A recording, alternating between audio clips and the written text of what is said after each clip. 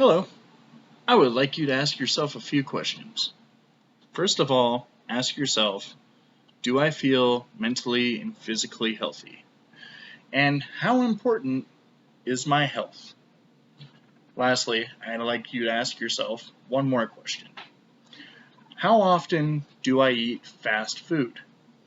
Despite its appeal of time saving and more often than not flavor, fast food can lead us down a road to ruin of our bodies and minds. We need to discuss how seductive fast food is, what effects fast food can have on our bodies, and how choosing whole foods as an alternative that can maintain or save our bodies and minds from various health complications. Fast food has always seemed to have the magic touch of persuading us into buy what they're selling. Sometimes with flashy or humorous commercials, sometimes with special savings or discounts, or by simply creating a new product that may sound like the most delicious thing that we could possibly put into our bodies, despite how unhealthy it really may be. And now with the ever-growing internet industry, it's easier than ever to put these ads and commercials out for an even larger audience to reach. Fast food isn't necessarily bad for us, but in many cases it's highly processed and contains large amounts of carbohydrates, added sugar, unhealthy fats, and sodium, or salt. That's according to Healthline.com. The biggest seduction, however, is the fact that it takes minimal effort from the customer to buy and eat the restaurant's food. All a consumer needs is money, a way to get there, and the ability to place an order. Giving minimal effort is incredibly appealing as most people feel they don't have the time to accomplish everything that they need to, or they're just plain lazy. For instance, ask yourself, would I rather spend 45 minutes cooking and preparing a meal in my kitchen, or go to McDonald's drive-thru and sit there for 10 minutes and all you have to do is wait? Most of us instinctively would choose what takes less effort and discipline. So how do we reinforce our self-discipline? Through fear? Through will? Or maybe some goals that we set for ourselves? All of these would be logical reasons. After all, it is our health that's on the line.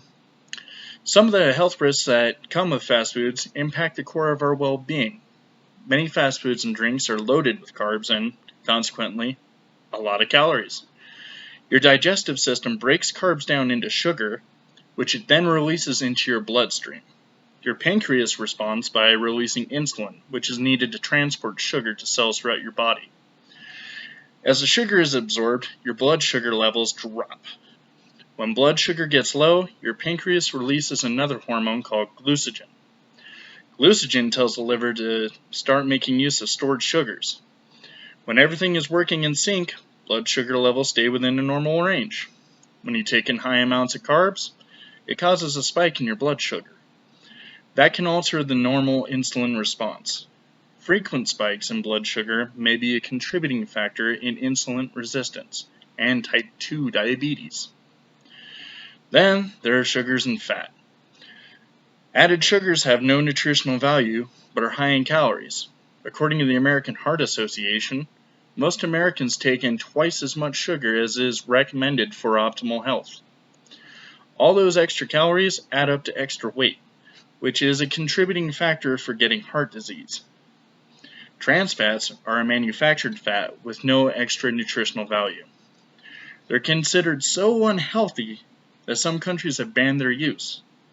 Often found in fast food, trans fats are known to raise LDL cholesterol levels. That's the bad kind of cholesterol.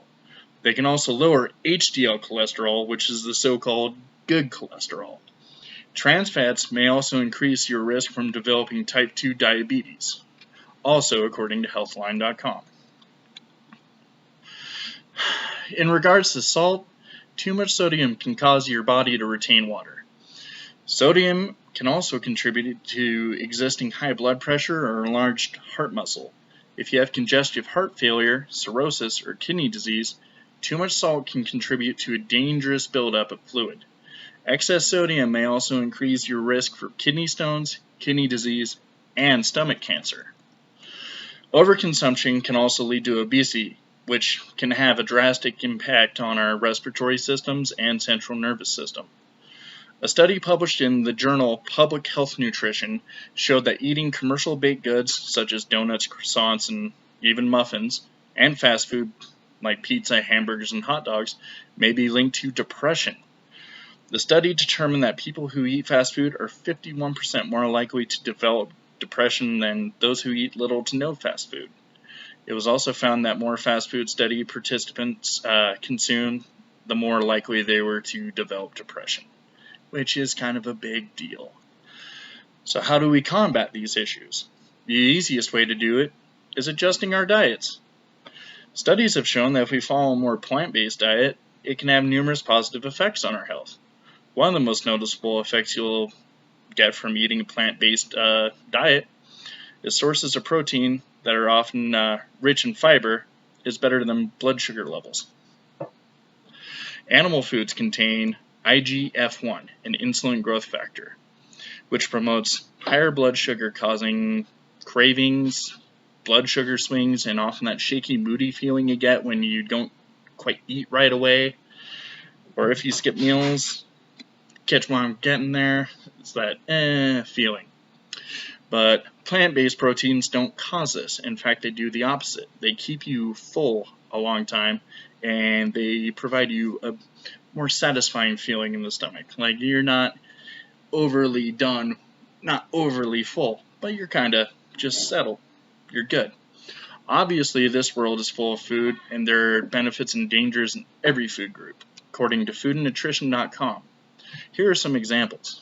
Within the fruits and vegetables, in whole foods, you're better off eating fresh fruits, fresh vegetables, frozen fruits, and unsalted nuts.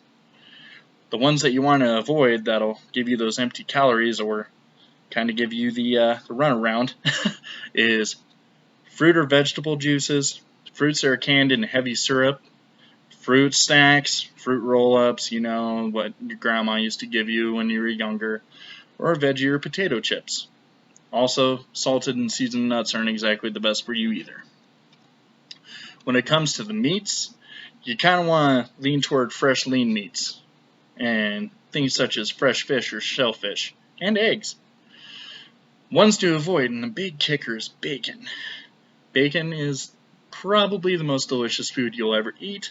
However, it is one of the most unhealthy things for you to possibly eat, as it is incredibly high in cholesterol and fat. Along with sausage, chicken fingers, fish sticks, hot dogs, deli meats, potted meats, and Spam. You know, the things that you buy when you're a poor college kid and you have a microwave.